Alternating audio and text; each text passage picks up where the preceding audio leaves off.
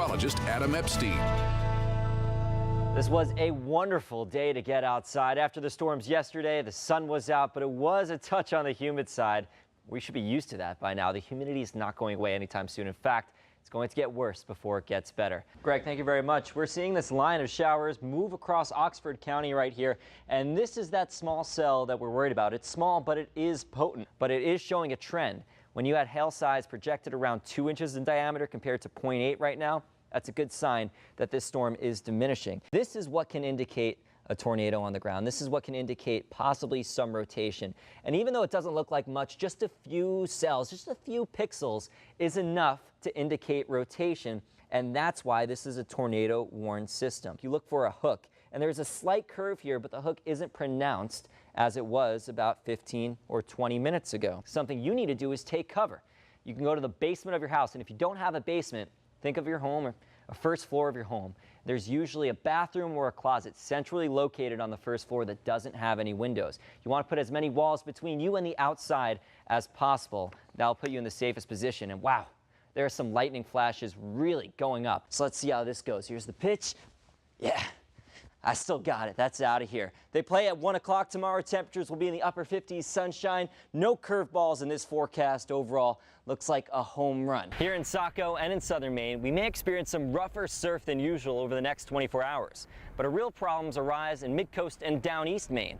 Hurricane GERT is well off the coast into the Atlantic, but it's still close enough to influence our ocean waters. Now, your CBS 13 Weather Authority forecast with meteorologist Adam Epstein. Good evening and welcome back. It's been a turbulent afternoon here in New Hampshire and both Maine, now with rain showers and thunderstorms moving over the border into our state. Most of it's in southern Maine, mainly Cumberland and York counties. There is some lighter rain to the north in Oxford and Franklin counties, but we're going to focus in on all of the action.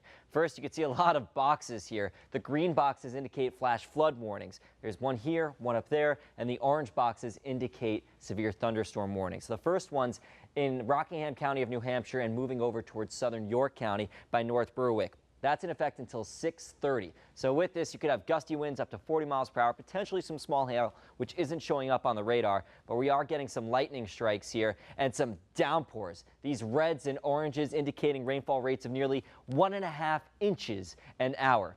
And the lightning is fortunately diminishing, and that's what you'd expect as the storm gets closer to the coast, as a sea breeze starts to influence the storm.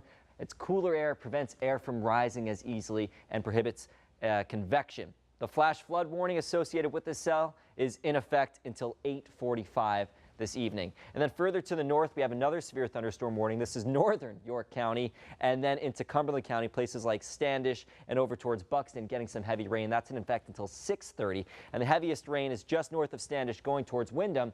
And it's no coincidence that we have a flash flood warning in effect with this cell until 8:30 this evening in the same exact area going up towards Gray. This is our radar site right here making a sweep. All this moisture is coming in from the southwest, and we have some more that we're going to have to deal with over the next couple of hours before everything starts to calm down. Overnight, the rain's going to stay to the north, northern Oxford and Franklin counties. We'll get a break in central and southern Maine. The same goes for tomorrow morning at 8 a.m., which is great news for the beach to beacon runners. It looks like it will be cloudy, it's going to be muggy, and it's going to be on the warm side, 71 degrees. Then as we get towards midday, the rain showers start to advance towards the coast, and we can see some thunderstorms pop up. They don't look like they'll be severe, though, and they'll be scattered in the afternoon. This is 3 o'clock. I pause this here. Notice how it's not raining everywhere. This will all move on through, and then Sunday will be set up for a drier day. It's still going to be humid, and temperatures should top out in the low 80s. Tonight's a muggy one, though, 68 degrees, mostly cloudy with rain mainly to the north, and tomorrow we'll rotate this around a pair of 7s at the coastline.